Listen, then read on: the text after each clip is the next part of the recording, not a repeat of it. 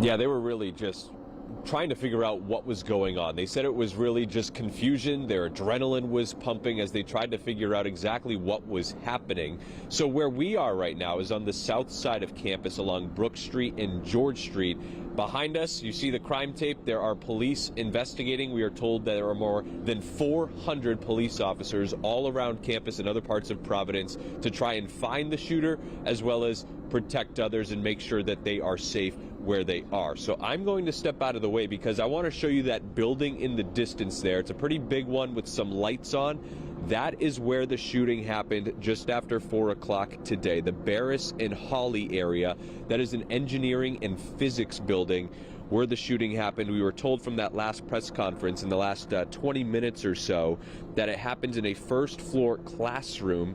They are still not sure, police, how this man got inside. They did say again that he was wearing all black and he could be in his 30s. So let's show you some of the video that was shared with us by a couple of Brown students. One of them was in another building just on the other side of where the shooting happened, and it is really intense video. They are in lockdown, these students, you know, just on their ground, sitting on the ground, laying on the ground, just trying to get out of the way of anyone's sight lines. And then you see SWAT teams come in with their guns.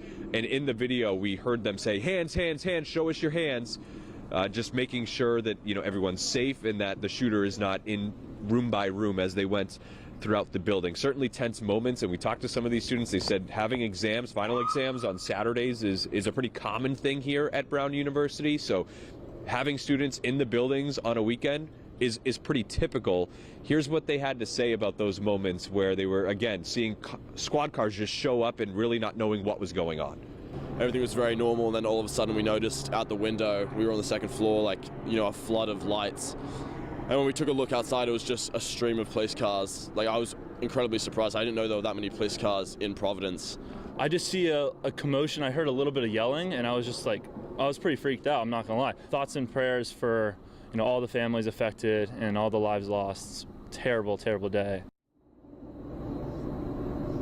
Yeah, and that's certainly what we've seen. We have noticed a few students over the last couple hours walking out of here, sniffling, having tears in their eyes, just thinking about what happened here earlier today. Now, in that press conference, Governor McKee said he spoke with the FBI Director Kash Patel. He also has spoken with President Trump tonight about this shooting.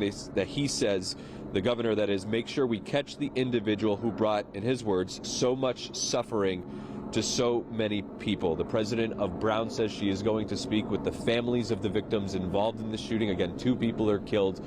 8 originally were injured with critical injuries in the hospital. They said that a 9th person was also injured from some of the debris fragments that happened from the shooting. That person was near the gun firing off earlier this evening. And police also saying that tips have been coming in. They're going through some buildings, removing students as well. So they're still trying to figure out exactly where the shooter is and make sure all the students are safe. One thing we're still trying to figure out is when this video that they talked about in that press conference, surveillance video of this suspect leaving the building, walking onto Hope Street, which is about a block or 2 behind us here. As soon as we get that video, of course, we'll be sharing that with you. For now, reporting live in Providence, I'm Michael Raimondi for your local station, Boston 25 News. And Michael, can you give us a sense of from where you are and the students you talk to, and just the feeling, that the palpable sense of anxiety that continues to sort of permeate the campus right now?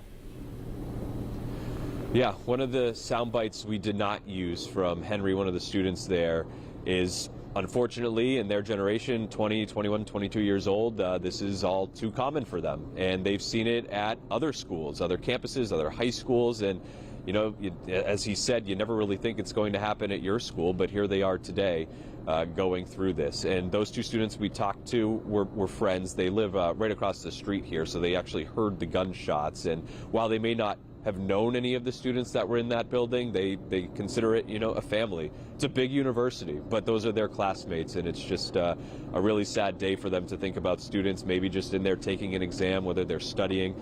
Because the student we heard from, Will, who was in the building next door, said they were just having a study group essentially next door when they see all those sirens show up and guns drawn. And really just for that generation of students, unfortunately, it's just becoming all too common.